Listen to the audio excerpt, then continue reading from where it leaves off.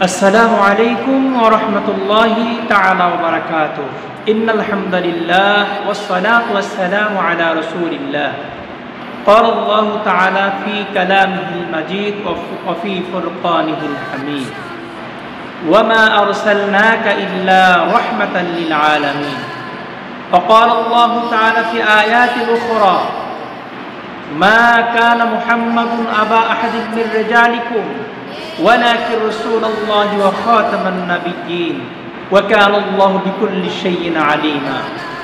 প্রিয় দর্শক শ্রোতা, দূরে এবং কাছে, দেশে এবং প্রবাসে যারা দেখতে পাচ্ছেন সবাইকে আন্তরিক মোবারকবাদ।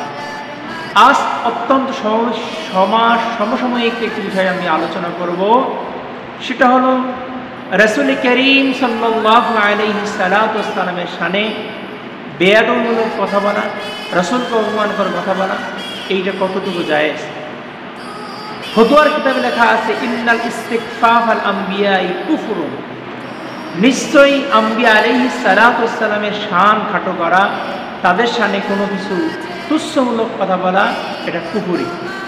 এজন্য সাইয়্যিদুল কাউনাইন সরওয়ারে কায়নাত মুহাম্মদ রাসূলুল্লাহ সাল্লাল্লাহু আলাইহি সাল্লাতু ওয়াস সালামের শানে কোনো কথাবার্তা বলতেই হলে অবশ্যই আগে চিন্তা ভাবনা করে বলতে হবে, নচেত রাসূল করিম সাল্লাল্লাহু আলাইহি সাল্লামের শানে যদি কেউ আপনার শাতিমগিরি করে, বেয়াদবি করে, তাইলে ইসলামিক রাষ্ট্র হলে তার মৃত্যুদণ্ড অপরিহার্য।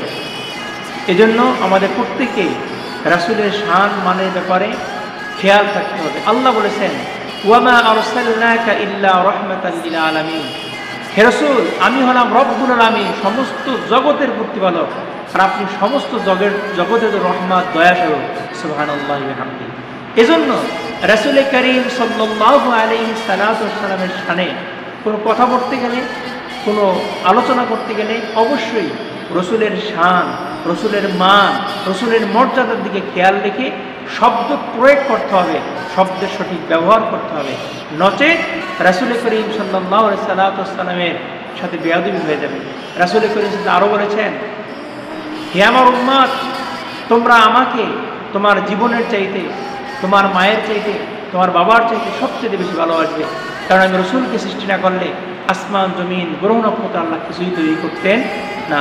আল্লাহ আমাদের প্রত্যেককেই রাসূল করিম সাল্লাল্লাহু আলাইহি সাল্লামের শান, মান, মর্যাদার ব্যাপারে প্রত্যেক সময়ে, প্রত্যেক মুহূর্তে, প্রত্যেক রাতে, প্রত্যেক দিনে আল্লাহ আমাদের প্রত্যেকেই সচেতন থাকার তৌফিক দান করুন। আমিন সুম্মা আমিন। ওয়া আখিরু দাওয়ানা আসসালামু আলাইকুম ওয়া রাহমাতুল্লাহ।